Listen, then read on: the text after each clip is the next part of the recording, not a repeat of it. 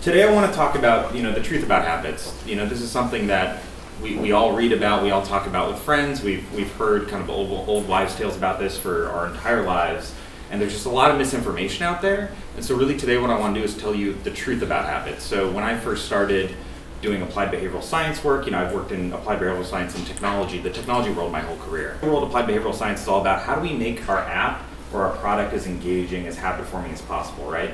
And so I kind of came into the field with some kind of naive misconceptions that, and actually in the academic world, a lot of the things the academic world says about habit formation, just once you get out into the practical, the applied world, you find out they really aren't that true. And so what I'm going to tell you today is like what I've learned from my practical experience, but also what I've learned from the academic world, like what is the true stuff from the academic world, and the perspective I'm going to share with you is a little different than probably what you've heard in the past. So today I'm going to tell you the truth about habits. So, whenever I talk to clients or friends or anybody, they're always kind of wringing their hands and saying, oh man, it sucks. Habits are just so hard to form. Like I've been trying to exercise, or I'm trying to go on this new diet. And they talk about the fact that habits are hard to form as if it's like a really bad thing. Like this is like the biggest tragedy ever.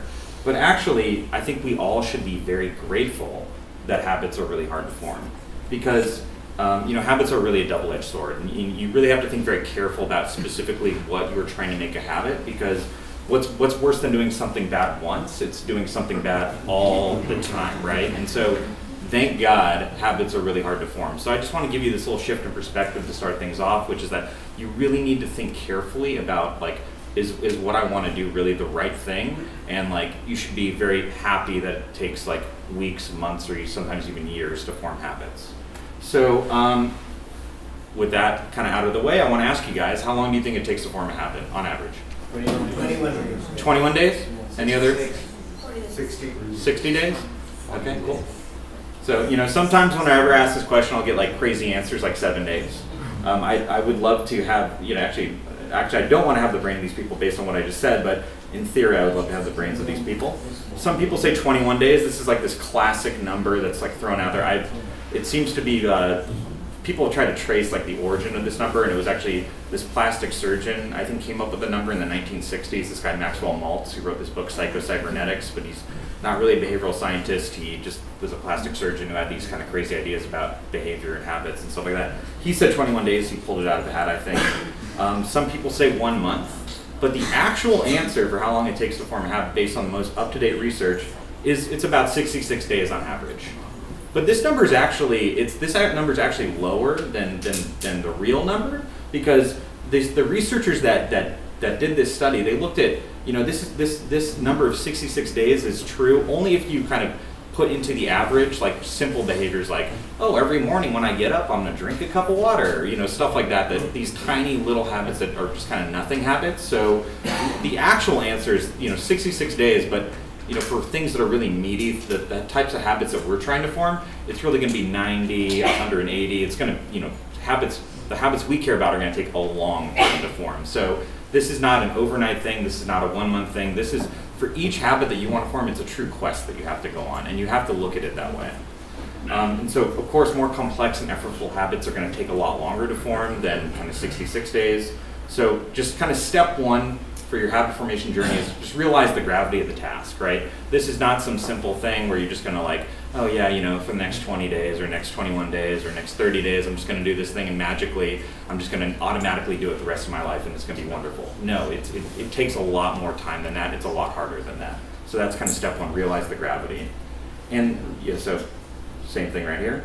And so step two is that I also want you to realize that there's no really one-size-fits-all kind of answer to habit formation. There are a lot of books out there that kind of try and give this magic formula approach where it's there's this thing called the habit loop, and you have a cue and a behavior and a reward, and if you just reward yourself properly and remind yourself day after day to do the right thing, magically, with some fairy dust, the habit's just going to form after 21 days or 60 days or 30 days or whatever. But the fact of the matter is that habit formation is a very personalized thing. There really is no magic formula to habit formation. We all have our own quirks, we all have our own strengths, we all have our own weaknesses, we all have our own personalities, and this is something I'm going to talk about in a minute, but just realize that what worked for your friend might not work for you. What this self-help author or this kind of pop behavioral scientist says in this book as the formula to habit formation, it's in general, these one-size-fits-all formulas do not provide a lot of insight and are not very helpful when you're actually trying to apply it to your own life or to, like, let's say, a business problem.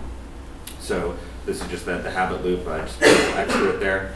So realize that you really need to adapt your approach to your specific strengths, your specific weaknesses, your specific situation, and I'm going to talk about how to do that in a minute. And then step 3, the thing that you need to realize about habit formation is the biggest mistake that people make is choosing the wrong behavior in the first place, right? So there's this kind of weird idea that we have in the behavioral sciences, and that I think just people in general have, that there's like a best behavior for everything, or that there's the right thing to do for everything, right? So you see this a lot in the diet world, right?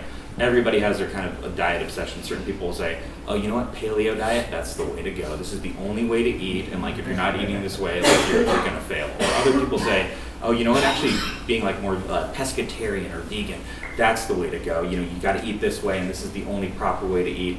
And so what people will then do is they'll get hung up on, oh my gosh, this is the behavior I have to do. And they'll try and do it, it won't work out. It just like they hate the food, or it just like doesn't fit with their schedule, their routine, or whatever it may be. And so they'll be like, man, you know, obviously I'm doing something wrong. I need to find all these habit hacks, these habit tricks in order to just force myself to do this behavior that's just not a good fit for them for whatever reason.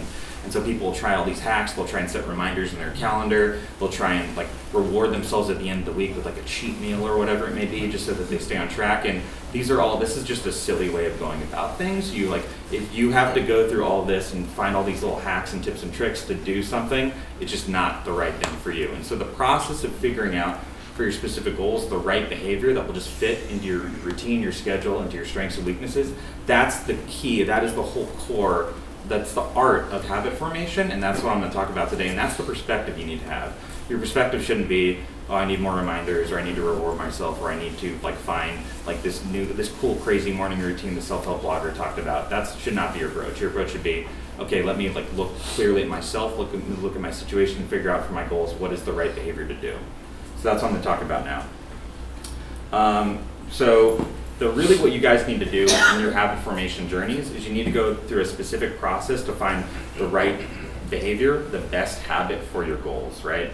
And so this is, I have something called the SPARK method. I'm just going to run you guys really quickly through it. Like after years and years of trial and error, after years of kind of failing at behavior change in the beginning of my career with kind of different companies, to trying to apply different academic like literature to different habit formation projects I was working on, to just working with tons of startups and just tons of different people over the years. This is kind of the methodology that I've come up with that I find just really works.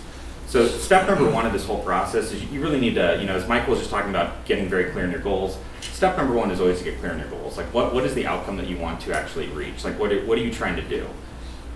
As part of this step, you need to then write out kind of all the different things that you could do in order to reach that goal, right?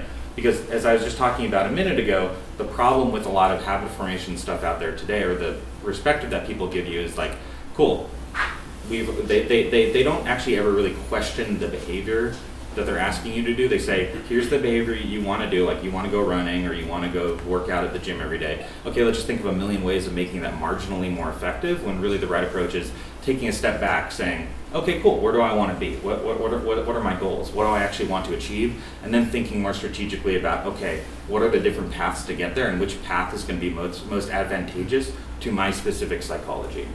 So that's step number 1, select. So like write out your goal, write out all the different paths, all the different behaviors that can get you there. Step 2 is personalize. So you need to create an accurate profile of yourself, and you need to be brutally honest. And there are scientific ways of doing this, and you can email me at this email, and like I don't have time in this presentation to go over kind of all the science behind this, but there's a whole field called psychometrics, which is the field focuses on how do you actually measure cognitive or mental traits. So how do you measure personality? Like how do you actually figure out like how strong your positive reward system is, how fear-based you are, etc. So if you email me, I can send you some links so that you guys can actually take some objective tests, some standardized tests that will kind of help you figure out truly like your personality strengths, for example. But you really need to kind of become brutally honest about like, what are you good at? What are you comfortable with? Like, what is your personality actually like? How organized are you actually really? How comfortable with people are you actually really? And of course we can change some of these things at the margin, but you really need to work with who you are. You need to work with your specific strengths and your specific weaknesses and be honest about those if you're gonna pick the right behavior for you to get to your goal.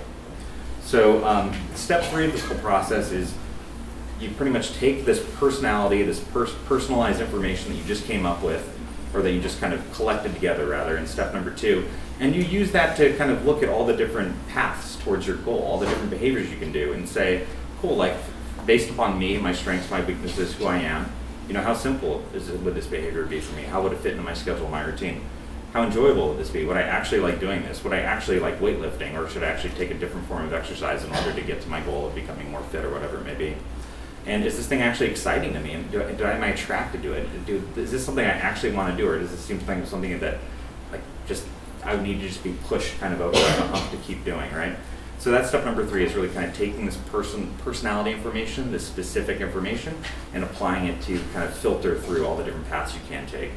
Step 4 is to take the behavior you've kind of come up with, or that you've chosen, and figure out, is there a way to simplify a little bit more, right? So Dr. BJ Fogg, who I worked with for many years, always talks about tiny habits, and his whole approach is, okay, like find the smallest first step, right? It's all about taking tiny steps towards your goal, towards like kind of your habit formation goal.